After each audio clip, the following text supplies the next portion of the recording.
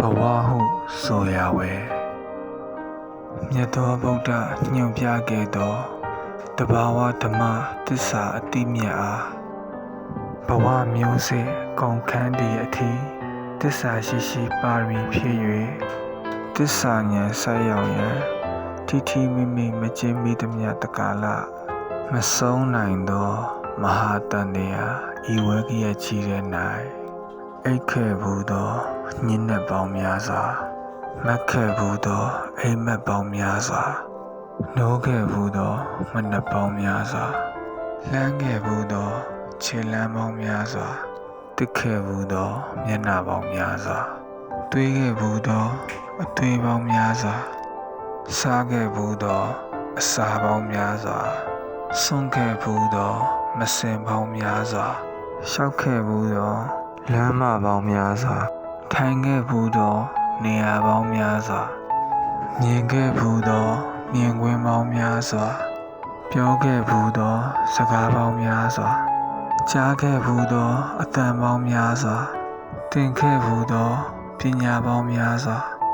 မှတ်ခဲ့ဘူးသောပညာပေါင်းများစွာဖြေခဲ့ဘူးသောမေခွန်းပေါင်းများစွာလုပ်ခဲ့ဘူးသောအလုပ်ပေါင်းများစွာပျော်ခဲ့ဘူးသောနေ့ရက်ပေါင်းများစွာညစ်ခဲ့ဘူးသောကာလပေါင်းများစွာရည်ခဲ့ဘူးသောအပြုံးပေါင်းများစွာကြခဲ့ဘူးသောမျက်ရည်ပေါင်းများစွာချစ်ခဲ့ဘူးသောမိတ်ဆွေပေါင်းများစွာ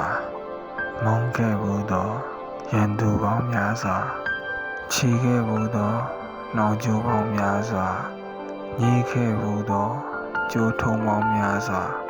ထိခဲ့ဘူးသောအတွေ့ပေါင်းများစွာကက်ခဲ့ဘူးသော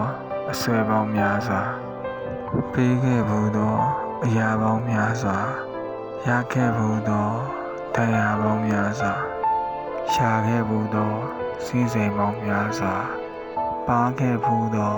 ဖက်နှက်ပေါင်းများစွာယူခဲ့ဘူးသောတာဝန်ပေါင်းများစွာမျှော်ခဲ့ဘူးသောရလက်ပေါင်းများစွာ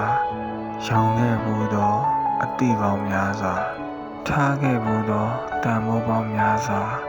ဖြစ်ခဲ့ဘူးသောဆန္ဒပေါင်းများစွာမှန်ခဲ့ဘူးသောအမြင်ပေါင်းများစွာမှားခဲ့ဘူးသောအထင်ပေါင်းများစွာမေ့ခဲ့ဘူးသော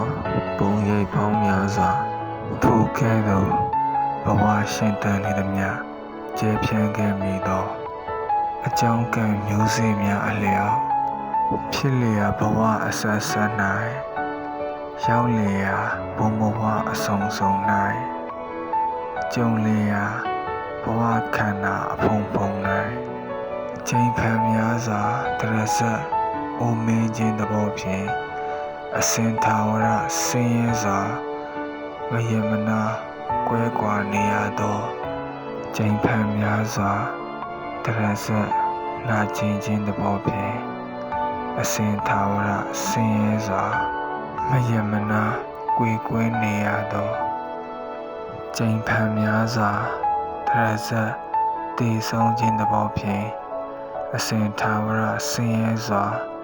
မယမနာခွဲခွာနေရသော